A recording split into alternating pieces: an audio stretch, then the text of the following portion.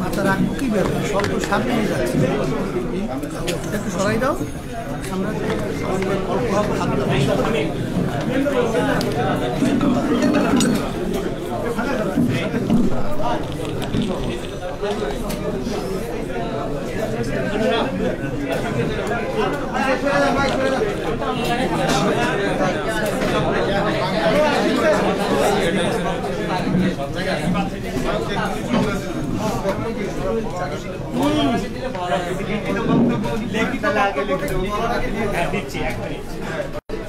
শুরু করার আগে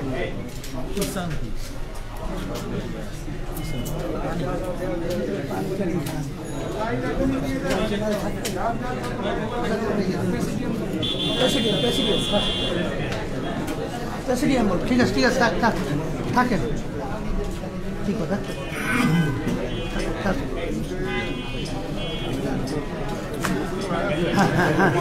এখন না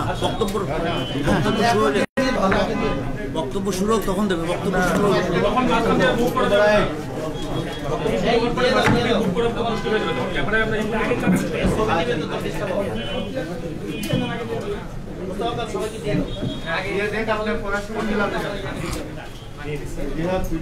আসসালামু আলাইকুম ওয়া রাহমাতুল্লাহি ওয়া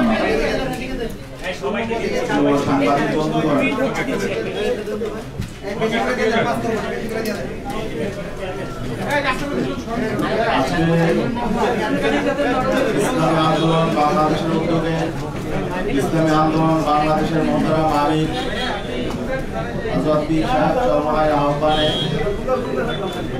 বাংলাদেশের বর্তমান অস্থিরতা ও উদ্ভূত পরিস্থিতি আলোকে আজকে সংবাদ সম্মেলন আয়োজন করা হয়েছে। আপনারা জানেন দেশে বর্তমানে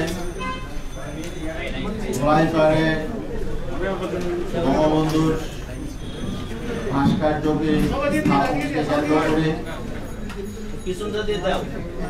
একটি উত্তেজনাকর পরিস্থিতি সৃষ্টি হয়েছে এবং সেই ঘটনাকে কেন্দ্র করে আজকে সারা দেশে আমাদের জনগণের মধ্যে যে বিভক্তি তৈরি হয়েছে, আমাদের যে দেশের স্বাধীনতা সার্বভৌমত্ব যে অনিশ্চয়তা তৈরি হয়েছে, এরই আলোকে আজকে ইসলামী আন্দোলন বাংলাদেশ এই বিষয়টির নাজুকতা উপলব্ধি করে ইসলামী আন্দোলন বাংলাদেশের দৃষ্টিভঙ্গি এবং ইসলামী আন্দোলন বাংলাদেশের পক্ষ থেকে সরকারের প্রতি, জনগণের প্রতি, মিডিয়ার প্রতি আহ্বান, কিছু জরুরি নির্দেশনা পেশ করার জন্য আজকের এই সাংবাদিক সম্মেলনের আয়োজন করা হয়েছে। আজকের এই সাংবাদিক সম্মেলনে উপস্থিত রয়েছেন ইসলামী আন্দোলন বাংলাদেশের মোহতারাম আমির হযরত মাওলানা মুফতি সৈয়দ মোহাম্মদ রেজাউল করিম পীর সাহেব হুজুর চরমনাই। উপস্থিত রয়েছেন ইসলামী আন্দোলন বাংলাদেশের সিনিয়র নায়েবে আমির হযরত মাওলানা মুফতি সৈয়দ মোহাম্মদ ফয়জুল করিম। উপস্থিত রয়েছেন ইসলামী আন্দোলন বাংলাদেশের প্রেসিডিয়ামের অন্যতম সদস্য অধ্যক্ষ মাওলানা মুসাদ্দিক বিল্লাল মাদানী। উপস্থিত রয়েছেন ইসলামী আন্দোলন বাংলাদেশের অন্যতম উপদেষ্টা, রাজনৈতিক উপদেষ্টা অধ্যাপক আশরাফ আলী আকন। উপস্থিত রয়েছেন ইসলামী আন্দোলন বাংলাদেশের কেন্দ্রীয় যুগ্ম মহাসচিব অধ্যাপক মাহবুবুর রহমান। উপস্থাপনায় আছি আমি মাওলানা গাজী আতাউর রহমান এবং আরো উপস্থিত রয়েছেন বাংলাদেশের বিশিষ্ট ইসলামী ব্যক্তিত্ব, বিশিষ্ট রাজনৈতিক বিশ্লেষক মাওলানা ওবায়দুর রহমান খান নদভী। উপস্থিত আছেন ইসলামী আন্দোলনের প্রেসিডিয়ামের অন্যতম সদস্য জনাব গোলাম মাওলা, খন্দকার গোলাম মাওলা।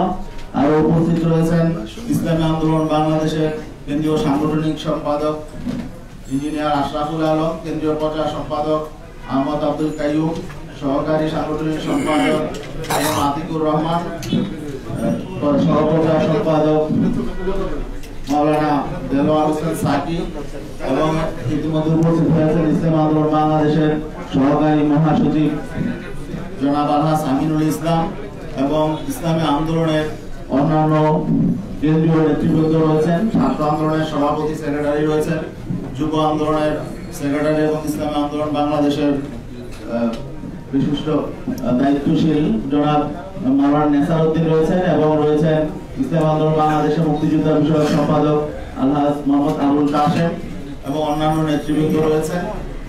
এখনই আজকের এই সংবাদ সম্মেলনে লিখিত বক্তব্য পেশ করছেন ইসলামী আন্দোলন বাংলাদেশের মুহতারাম আমির হযরত মাওলানা সৈয়দ মোহাম্মদ রেজাউল করিম পীর সাহেব।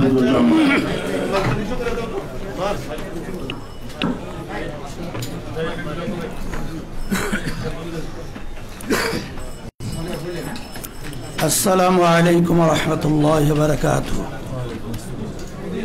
বিসমিল্লাহির রহমানির রহিম। নাহমাদুহু ওয়া নুসাল্লি আলা রাসূলিহিল কারীম, আম্মা বাদ। প্রিয় সাংবাদিক বন্ধুগণ, গোটা বিশ্ব যখন করোনা মহামারীর সবলে বিপর্যস্ত, বাংলাদেশ যখন করোনা পরিস্থিতির প্রথম ধাপ অতিক্রম করে দ্বিতীয় ধাপের হুমকি সামলাচ্ছে, দেশে সাধারণ মানুষ যখন রুটি রুজি জোগাড়ে হিমশিম খাচ্ছে, দ্রব্যমূল্য যখন আকাশচুম্বী, যখন নাগরিক সমস্যা মোকাবিলায় দলমতের ঊর্ধ্বে ওঠে জাতীয় ঐক্যের প্রয়োজন সবচেয়ে বেশি, তখন দেশের একটি চিহ্নিত মহল কর্তৃক জনগণের মাঝে ঘৃণা ও বিভেদ সৃষ্টির অপচেষ্টার প্রেক্ষিতে আজকের এই সংবাদ সম্মেলনে আপনাদেরকে আমন্ত্রণ জানিয়েছি। আজকের সংবাদ সম্মেলনে উপস্থিত হয়ে আন্তরিকতার পরিচয় দেওয়ায় শুরুতেই সবাইকে ধন্যবাদ জানাই। প্রিয় সাংবাদিকবৃন্দ, আপনারা জানেন ইসলাম চরিত্রগতভাবেই শান্তিবাদী একটি ধর্ম। পবিত্র কোরআনে পরিষ্কারভাবেই জোর করে কারো উপরে ধর্ম চাপাতে নিষেধ করা হয়েছে। ফলে ইসলাম তার 1450 বছরের ইতিহাসে কখনোই কোনো জনপদে শক্তি প্রয়োগ করে ইসলামের কোনো বিধান চাপিয়ে দেয় নাই। অনুরূপভাবে বাংলাদেশের সমাজকে অপরাধমুক্ত রাখতে, কর্মমুখী করতে, সমাজের শান্তি শৃঙ্খলা রক্ষা করতে, সমাজের মানুষের মাঝে সম্প্রীতি, সহমর্মিতা ও সৌজন্যবোধ চর্চায় ওলামায়ে কেরাম শান্তিপূর্ণভাবে যুগ যুগ ধরে নিরলস চেষ্টা করে যাচ্ছেন। প্রিয় সাংবাদিক বন্ধুগণ, আপনারা বর্তমান পরিস্থিতি জানেন। একটি সুবিধাভোগী মহল সাধারণ মুসলিম জনতার উত্থাপিত একটি মতামতকে কেন্দ্র করে গোটা দেশে লম্ফজম্ফ, হুমকি ধুমকি দিয়ে বিশৃঙ্খলা তৈরির চেষ্টা করছে। তাদের পিছনে বাংলাদেশের অর্জন, উন্নয়ন, সামাজিক সম্প্রীতি ও স্থিতিশীলতা বিনাশে কর্মরত কিছু দেশি বিদেশি চক্রেরও ইন্ধন রয়েছে বলে ধারণা করা হয়। স্বপ্নের পদ্মা সেতু প্রকল্পের ঢাকা কেন্দ্রের প্রবেশদ্বারে বঙ্গবন্ধুকে স্মরণ করে স্থাপিত হতে যাওয়া ভাস্কর্য নিয়ে একটি বিতর্ক তৈরি হয়েছে। 5-7টি মসজিদ মাদ্রাসার মিলন মোহনায় 2টি মসজিদের অবকাঠামো ভেঙে এই পয়েন্টে ভাস্কর্য স্থাপনের ফলে স্থানীয় ইমাম, মুসল্লি ও তৌহিদি জনতা সেখানে ভাস্কর্যের বদলে বিকল্প কোনো উত্তম পন্থায় বঙ্গবন্ধুকে স্মরণীয় করে রাখার দাবি জানিয়েছিল। সাংবাদিক বন্ধুগণ, আপনারা জানেন বাংলাদেশ সরকারের বিদ্যমান আইন কানুন মেনেই তৌহিদি জনতা সমাবেশ করেছে এবং সেখানে শালীন ভাষাতেই যৌক্তিকভাবে ভাস্কর্য স্থাপনের বিরোধিতা করা হয়েছে। একই সাথে বঙ্গবন্ধুকে সম্মান জানানোর বিকল্প পন্থাও প্রস্তাব করা হয়েছে। বিষয়টি একেবারেই স্বাভাবিক একটি নাগরিক প্রতিক্রিয়া, কিন্তু আমরা বিস্ময়ের সাথে লক্ষ্য করলাম একটি সুবিধাভোগী মহল বিষয়টিকে কেন্দ্র করে দেশে চরম উস্কানি উত্তেজনা তৈরি করছে। সরকার যেখানে প্রতিবাদ সমাবেশের অনুমতি দিয়ে যৌক্তিক আলোচনা ও মতামতের পরিবেশ সংযমের সাথে বজায় রেখেছে, সেখানে জনবিচ্ছিন্ন সুবিধাভোগী শ্রেণীটি ওলামায়ে কেরামকে সন্ত্রাসী ভাষায় গালিগালাজ করছে, ঢালাওভাবে অপবাদ দিচ্ছে, মাহফিলের মতো চিরায়ত ধর্মীয় সংস্কৃতিকে উগ্রপন্থায় প্রতিহত করার ঘোষণা দিচ্ছে, রাজপথে সন্ত্রাসী কায়দায় উগ্র বক্তব্য স্লোগান দিচ্ছে, প্রকাশ্যে আলেম সমাজকে মারধর, অপমান, এমনকি তাদের প্রাণনাশের হুমকি দিচ্ছে। এখনও পরিস্থিতিতে আমরা পরিষ্কার করে জানাচ্ছি যে ওলামায়ে কেরামের দাবির মধ্যে মরহুম বঙ্গবন্ধুর প্রতি কোনো বিদ্বেষ ছিল না, অসম্মানও ছিল না, বরং বিষয়টি ছিল দেশের প্রায় 90% জনগণের বোধ বিশ্বাসের সাথে সাংঘর্ষিক মূর্তি স্থাপন না করে অন্য কোনো পন্থায় তাকে স্মরণ করার দাবি, যা অনেকটা মুসলিম রাষ্ট্রনায়ককে ইসলামের আলোকে দাফন কাফন না করে বিধর্মীয় পন্থায় তার শেষকৃত্য করার মতোই নিন্দনীয় কাজ। আলেম সমাজ ও সাধারণ মুসলিম ধর্মপ্রাণ জনগণ এক্ষেত্রে সরকারের কাছে নিজেদের প্রাণের আকুতি তুলে ধরতেই পারে। মানা না মানা কর্তৃপক্ষের দায়িত্ব। এই যৌক্তিক দাবিকে কেন্দ্র করেই তারা দেশের দীর্ঘদিনের লালিত মূর্তিপ্রীতি ও বিজাতীয় চেতনার বহিঃপ্রকাশ ঘটিয়েছে।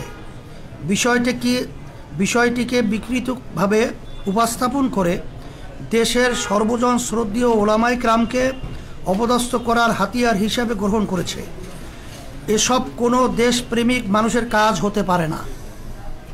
প্রিয় সাংবাদিক বন্ধুগণ, বাংলাদেশ স্বাধীন হয়েছে আজ 50 বছর হতে চলছে।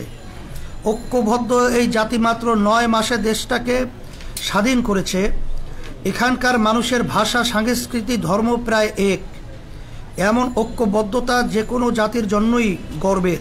কিন্তু আমরা দুঃখের সাথে লক্ষ্য করছি একটি মহল জনতার এই ঐক্যকে ছিন্ন ভিন্ন করতে চায়। বাংলাদেশ একটি গণতান্ত্রিক দেশ। দেশ পরিচালনায় প্রত্যেক নাগরিকের মতামত প্রকাশের এখতিয়ার রয়েছে। সরকারের কোনো সিদ্ধান্তের গঠনমূলক সমালোচনা ও বিরোধিতা সভ্য সমাজের একটি বৈশিষ্ট্য। কিন্তু বর্তমান ক্ষমতাসীন সরকারের কোনো কাজের সংশোধনমূলক পরামর্শ প্রদান, গঠনমূলক সমালোচনা বা বিরোধিতা করলেই চিহ্নিত মহলটি পাকিস্তানপন্থী, রাজাকার, আলবদর, সাম্প্রদায়িক, মৌলবাদী ইত্যাদি বলে ভিন্নমত পোষণকারীদের প্রতি হামলে পড়ে। এতে করে জনগণের মধ্যে ক্ষোভ ও বিভাজন তৈরি হয়। আমরা মনে করি বিষয়টি জাতীয় উন্নয়ন অগ্রগতির পথে অপ্রধান অন্তরায়। প্রসঙ্গত স্মরণ করিয়ে দিতে চাই, ইসলামী আন্দোলন বাংলাদেশের প্রতিষ্ঠাতা ও তার পরিবার 71 সালে একনিষ্ঠভাবে মুক্তি সংগ্রামের সহযোগী ছিলেন। তার দরবার ছিল এলাকার সকল ধর্মবর্ণের মানুষের আশ্রয়স্থল। বিষয়টি এলাকার মুক্তিযোদ্ধাদের মাঝে সর্বজন বিদিত।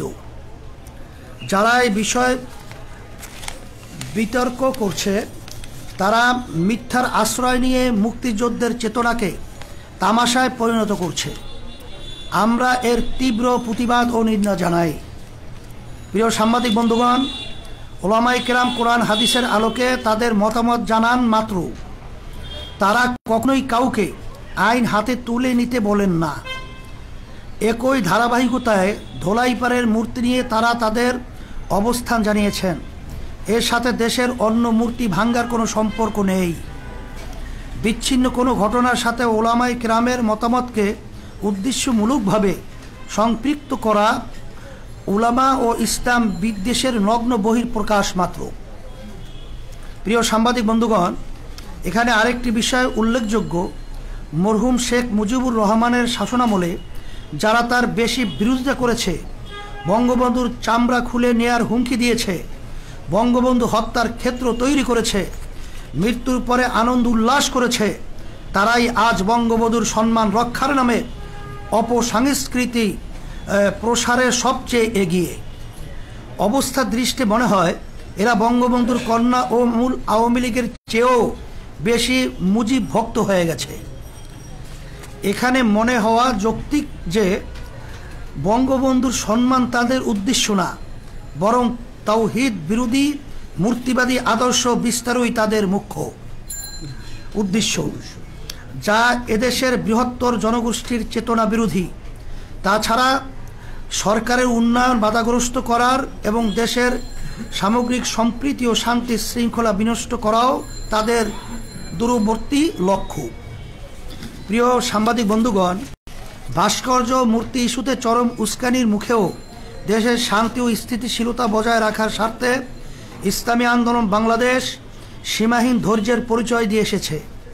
কিন্তু এরই মাঝে গতকাল মুক্তিযুদ্ধ মঞ্চ নামের একটি ভুইফোর সংগঠন ইসলামী আন্দোলন বাংলাদেশের সিনিয়র নায়েবে আমির মুফতি সৈয়দ মোহাম্মদ ফয়জুল করিমের নামে একটি জঘন্য মিথ্যা মামলা দায়ের করেছে। সঙ্গে আরও দুইজন বিশিষ্ট আলেম আল্লামা জুনায়েদ বাবুনগরী ও মাওলানা মামুনুল হকের নামেও মিথ্যা মামলা দায়ের করা হয়েছে।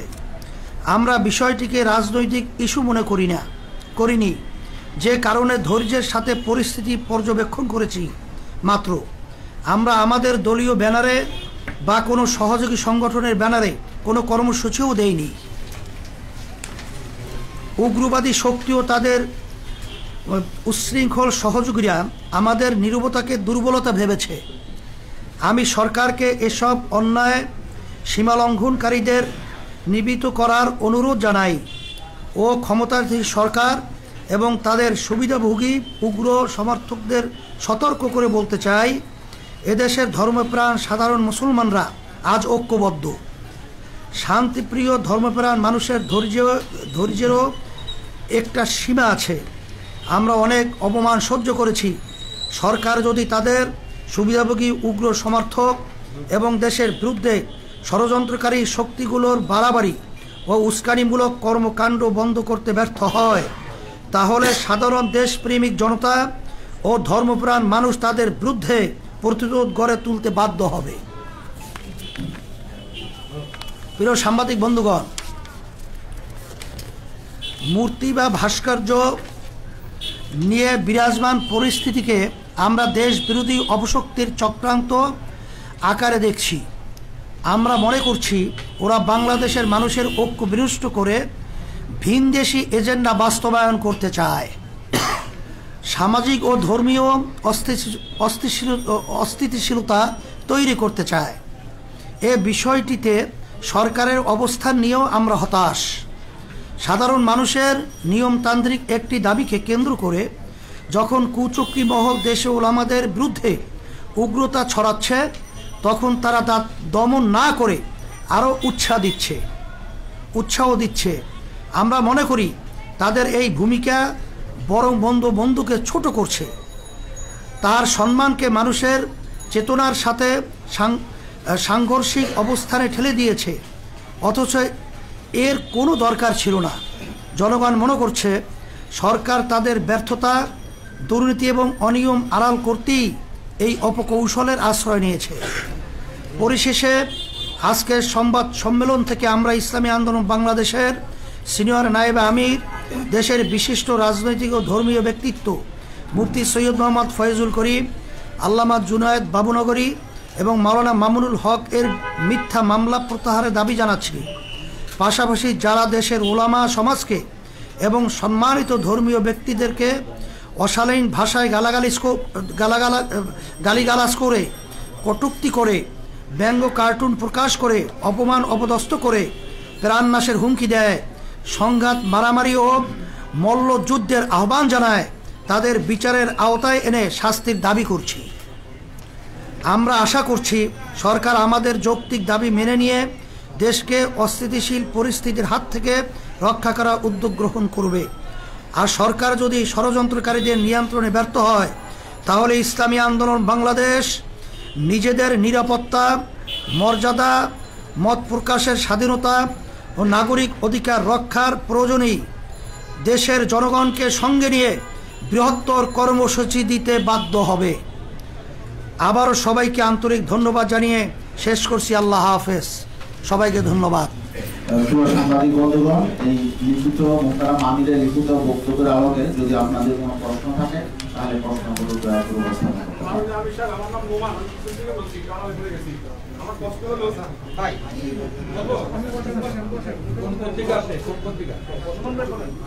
যে আমার প্রশ্ন হলো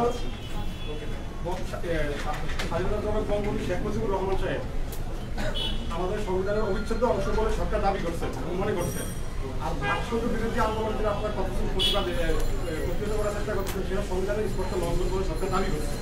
এই বিষয়ে আপনাদের বক্তব্য কি? এখানে আমরা ইসলামী আন্দোলন বাংলাদেশ পরিষ্কারভাবে আমরা আজকে আমাদের লিখিত বক্তব্যে কথাটা পরিষ্কারভাবেই আসছে। তারপরেও যেহেতু আপনি প্রশ্ন করছেন, ইসলামী আন্দোলন বাংলাদেশ আমরা ইসলাম নীতি আদর্শ লালন করি।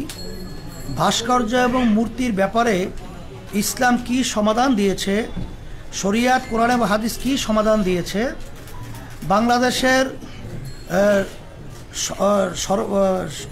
সকল উল্লেখযোগ্য হক্কানি ওলামাই কেরাম একত্রিত হয়ে ইসলামের যে এ ব্যাপারে যে সিদ্ধান্তগুলো তাদের মতামত প্রকাশ করেছে, এটা যদি সংবিধানের সাথে সাংঘর্ষিক আমি মনে করি না।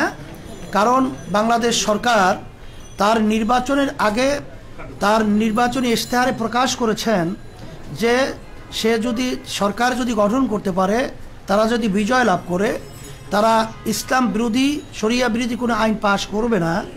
বিধায় তার কথাকেই আমরা সমর্থন হিসাবেই ইসলামের নীতি আদর্শ ভাস্কর্য মূর্তি এটার ব্যাপারে কি সিদ্ধান্ত, এটাই আমরা আমাদের ইসলামী দৃষ্টিতে আমাদের মতামত প্রকাশ করেছি। বিষয়টা হচ্ছে কুষ্টিয়াতে মূর্তি ভাঙা হয়েছে। আমি সময় টিভি থেকে বলছি, কুষ্টিয়াতে যে মূর্তি ভাঙা হয়েছে এই বিষয়ে আপনাদের সমর্থন আছে কি নাই? এ ব্যাপারে আমরা পরিষ্কারভাবে আজকে আমাদের লিখিত বক্তব্যে আমরা কথাটা উল্লেখ করেছি যে আমরা শুধুমাত্র ইসলামের দৃষ্টিতে ভাস্কর্য মূর্তির ব্যাপারটা পরিষ্কারভাবে আমরা ইসলামের দৃষ্টিতে মতামত প্রকাশ করেছি। কিন্তু মূর্তি ভাঙ্গা বা কাউকে উস্কিয়ে দেওয়া বা মূর্তি ভাঙ্গার ব্যাপারে কোনো মতামত আমরা প্রকাশ কোনো ওলামায়ে কেরাম করেন নাই, আমরাও করি নাই, এবং আইন শৃঙ্খলা আমরা হাতেও তুলে নিইনি। একটা ব্যাপার জানতে চাই, এই মূর্তি ভাঙাটা আপনার কাছে কি মনে হয়, এটা কি ঠিক হয়েছে নাকি ঠিক হয়নি? মূর্তি ভাঙ্গার ব্যাপারে আমরা পরিষ্কারভাবে আজকেও বলেছি, যদি এ ধরনের কেউ উদ্দেশ্য প্রণোদিতভাবে এ ধরনের আচরণ করে থাকে, এটা সম্পূর্ণ নিয়ম বহির্ভূত এবং এটা উদ্দেশ্য প্রণোদিত। এবং সাথে সাথে সরকারকে বলবো যে এটা সঠিক তদন্তের মাধ্যমে যে আসলে মূলত আমরা বিষয়টাকে যে বিভিন্ন কায়দায় যে সিসি ক্যামেরা রয়েছে তার যে ধরনটা আমরা লক্ষ্য করছি, এটা আমাদের কাছে প্রশ্নবিদ্ধ। এটা সঠিক ভাবে তারা তদন্তের মাধ্যমে দোষীদের ব্যাপারে তারা ব্যবস্থা নেবে, এটা আমরাও সমর্থন করি। আমার নাম হচ্ছে মোস্তফা মল্লিক, আমি চ্যানেলের বিশেষ প্রতিনিধি। আপনি একটা জায়গায় বলেছেন যে চক্রান্ত আকারে আপনারা দেখছেন এবং এটা বলছেন যে তারা ভিন দেশে এজেন্ডা বাস্তবায়ন করতে চায়। আপনারা এই তৃতীয় পক্ষ শক্তিটাকে কাকে বোঝাচ্ছেন? এটা আপনার তালাশ করে বের করে নেবেন। তবে আমরা আজকে তাদের যে লক্ষ্য উদ্দেশ্য, তারা অনেক সময় সরকারের কার্যক্রমকেও তারা সমালোচনা করে। এটা কোনো গোষ্ঠীকে, যেমন নাকি আমরা এখানে ওবায়দুল কাদের সহ, ওবায়দুল কাদের আমাদের বর্তমানে আওয়ামী লীগের সেক্রেটারি জেনারেল, সে বিভিন্ন এই ধরনের সংগঠন যারা নাকি উস্কানিমূলক এবং বিশৃঙ্খলা সৃষ্টির জন্যে তারা কার্যক্রম পরিচালনা করছে, ভুইফুর হিসেবে তাদেরকে আখ্যা দিয়েছে। আমরা আমাদের বক্তব্য সেই ধরনের কথাটাই আমরা আজকে উল্লেখ করেছি। আপনাদের যে বৃহত্তর কর্মসূচির কথা বললেন, বৃহত্তর কর্মসূচি কি ধরনের কর্মসূচি আপনারা দিতে পারছেন? সেটা সময়ের ব্যবধানে অবস্থার পরিপ্রেক্ষিতে আমরা সেভাবে পরামর্শ ভিত্তিক আপনাদেরকে জানাবো ইনশাআল্লাহ। আসলে এখানে একটা কথা স্পষ্ট করতে হয়, একটা হলো বঙ্গবন্ধুর নিজেকে কটূক্তি করা, তাকে অশ্রদ্ধা সম্মান করা, আর তার প্রতিকৃতি ভাস্কর্যকে না মানা, দুইটা জিনিস এক না। যেমন বাবা অসুস্থ, ডায়াবেটিস রোগী, 2 ছেলে, বাবা মিষ্টিকে পছন্দ করে, এক ছেলে তার কাছে মিষ্টি নিয়ে যায়, আর এক ছেলে তার থেকে জোর করে মিষ্টি ছিনিয়ে নিয়ে যায়। উভয় দৃষ্টিতে দেখা যায় একজন তার প্রিয় আর একজন তার প্রিয়, কিন্তু যে জ্ঞানী সে অবশ্যই মনে করবে যে যেই ছেলে বাবার ডায়াবেটিস রোগীর থেকে মিষ্টি ছিনিয়ে নিয়ে যায় সেই তার উপকারী এবং তিনিও সবচেয়ে বেশি। আমরা মনে করি বঙ্গবন্ধু শেখ মুজিবুর রহমান একজন মুসলমান, তার মাথায় টুপি, তার বাবার মাথায় টুপি, তার বাবার দাড়ি বড় বড় দাড়ি। যারা আজকে বঙ্গবন্ধু সেই টুপিকে কোন কুকুরের মাথায় দেয় তারা বঙ্গবন্ধু শ্রদ্ধা করে, তার দাদা দাড়ি বাবাকে যা শ্রদ্ধা তারা বঙ্গবন্ধু শ্রদ্ধা করে না। আর মনে রাখতে হবে বঙ্গবন্ধু দেশ এর ছিল না, এরা ছিল অনেক দূরে। এদেশে আসছে কেন, ইরাক থেকে কেন আসছে তাদের ইতিহাস হবে। বঙ্গবন্ধুর পরিবার ইরাকের বিদেশি অনেক আগে ধর্ম প্রচার করার জন্য, তার জাতিগতভাবে ধার্মিক, বাবা দাদা ধার্মিক, তার সমস্ত গোষ্ঠী ধার্মিক। খোদ বঙ্গবন্ধুকে বলেছেন এদেশের ডাকাতরা চোরেরা সব কিছু নিয়ে এসে, কিন্তু ইমানদার লোক আমরা বেঁচে আছি, ইমানের সাথে তাদের মোকাবিলা হবে। এটা বঙ্গবন্ধু নিজের বক্তব্য। তিনি কি বলেছেন? ইনশাআল্লাহ। কাজী যারা বঙ্গবন্ধুকে আক্রান্ত করতেছে, যারা বঙ্গবন্ধুর চামড়া দিয়ে ঢুকঢুকি এবং জুতা বক্তব্য দিয়েছে, আজকে আমরা দেখছি এই তারাই আজকে এই মুক্তিযোদ্ধা হিসাবে তারা আপন হিসাবে স্বীকৃতি পাইতেছে। আমি মনে করি বাস্তবায়ন চায়, যারা এই দেশ দখল থেকে হুমকি দেয় বান করতে চায়, এরা হয়তো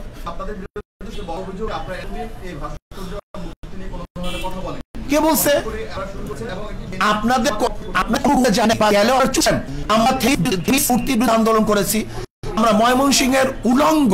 আপনারা দেখেন ময়মনসিংহে যে মূর্তি স্থাপন করা হয়েছে টিচার ট্রেনিং ইনস্টিটিউটের সামনে, কোন ভদ্র, কোন জ্ঞানী, কোন বিবেকবান মানুষ এই মূর্তিকে গ্রহণ করতে পারে না, মানতে পারে না।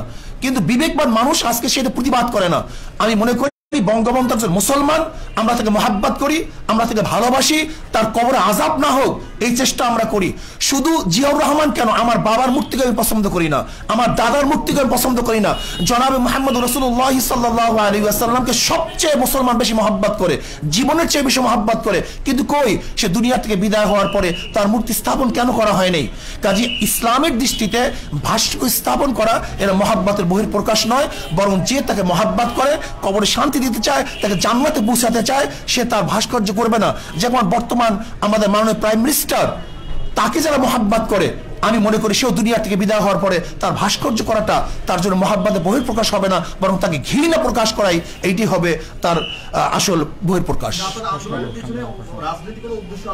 প্রশ্নই আসে না, প্রশ্নই আসে না। এই বিষয়ে একটা ছোট প্রশ্ন, আমি আরাফাত সিদ্দিকী এটি নিউজে কাজ করি। আপনারা বলছেন যে আপনারা সরকারের কাছে আপনাদের বক্তব্য, মুসলমানদের বক্তব্যটা তুলে ধরেছেন, তাদের দাবিটা তুলে ধরেছেন। সেই দাবিটা তুলে ধরতে তো প্রধানমন্ত্রীর কাছে আপনারা সরাসরি যেতে পারতেন।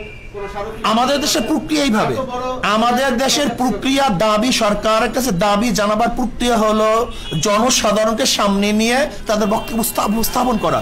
এইটি আমাদের দেশের প্রক্রিয়া, গণতন্ত্রের রাষ্ট্রের পদ্ধতি প্রক্রিয়া এইভাবেই হয় দাবি জানাবার।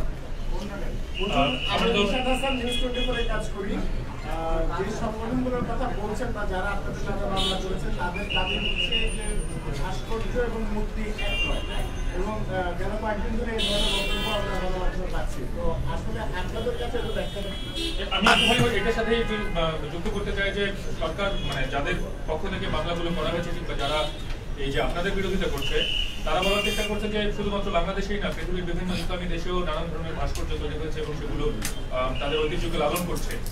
সুতরাং ভাস্কর্য এবং মূর্তি এক নয়, এবং ভাস্কর্য আসলে শরীয়ত বিরোধী নয়, এবং যারা ভাস্কর্য বিরোধিতা করছে তারা ধর্মের অবজ্ঞা দিচ্ছে। আপনাদের যুক্তিটা ব্যাস, আলহামদুলিল্লাহ, কত সহজ। যদি তারা ভাস্কর্য স্থাপন করে মূর্তি স্থাপন করবে না, যদি এটা সরকারের আন্তরিকতা হয়, তাহলে এখন প্রমাণ করা দরকার ভাস্কর্য মূর্তি এক কি এক না। যদি এক না হয় তাহলে দ্বিতীয় প্রশ্ন আসবে, আর যদি এক হয় তাহলে তারা ফিরে আসবে। আমি প্রশ্ন করতে চাই, যারা মূর্তি স্থাপন করে তাদেরকে কি বলা হয়? ভাস্কর বলা হয়। আর যারা ভাস্কর্য স্থাপন করে তাদেরকে বলা হয়, তাদের ভাস্কর বলা হয়। সহজ কথা। মূর্তি স্থাপন, মূর্তি যে বানায় তাকেও ভাস্কর বলা হয়, যে ভাস্কর বানায় তাকেও ভাস্কর বলা হয়। গতকালকেও যে বঙ্গবন্ধুর যে কুষ্টিয়ায় মূর্তি ভাঙা হয়েছে বা আপনারা যেটা বলে ভাস্কর্য ভাঙা হয়েছে, কলকাতার অনলাইন পত্রিকায় নিউজ হয়েছে যে বাংলাদেশে বঙ্গবন্ধুর মূর্তি ভাঙায় নিয়ে উত্তেজনা তৈরি হয়েছে। এবং কলকাতা আনন্দবাজার পত্রিকা সহ অনেক পত্রিকার আমাদের কাছে রেফারেন্স আছে যে সেখানে মহাত্মা গান্ধীর যে ভাস্কর্য এটাকে মূর্তি বলা হয়েছে, এবং লেনিনের যে ভাস্কর্য এটাকে মূর্তি বলা হয়েছে, বিবিসিতে বলা হয়েছে। লেনিনের 100 বছর পূর্তিতে আনন্দবাজার সেটা সম্পাদকীয় করেছে, তাই না? এবং সেই যে বিভিন্ন জাদুঘরে প্রিয়াঙ্কা চোপড়া এবং এই যে শ্রীদেবী তাদের মূর্তি স্থাপন করা হয়েছে, এটাকে মূর্তি বলা হয়েছে। তো পূজা করে না কেউ, তো ভাস্কর্য। শুনে স্পষ্ট ইসলামের দৃষ্টিতে আমি পরিষ্কারভাবে বলতে চাই, একটা হলো ভাস্কর্য বা মূর্তি স্থাপন করা, আর সেটাকে পূজা করা। যদি কেউ মূর্তিকে পূজা করে সেটা শিরক হবে, আর স্থাপন করে হারাম হবে, নাজায়েজ হবে। যেমন কেউ যদি মদ পান করে হারাম হবে, কেউ যদি জায়েজ মনে করে বেঈমান হবে, কুফুর হবে। কেউ নামাজ না পড়লে ফাসেক হবে, কেউ অস্বীকার করলে কাফের হবে। ঠিক কেউ মূর্তি স্থাপন করলে এটা হারাম হবে, নাজায়েজ হবে। কেউ সেখানে সেজদা করলে, তার কাছে আরাধনা করলে সেটা শিরক হবে। একই জিনিস।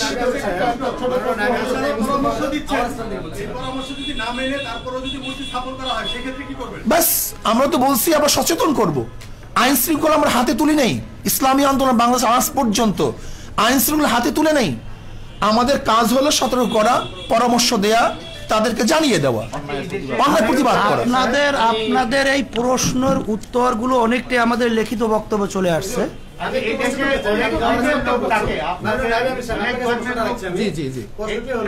ভাস্কর্য ভাঙ্গার আন্দোলন নিয়ে বা বর্তমানে কিছু বক্তব্যকে ঘিরে দেশের 3 জন আলেমের নামে রাষ্ট্রদ্রোহ মামলা হয়েছে, সেখানে আপনিও আছেন।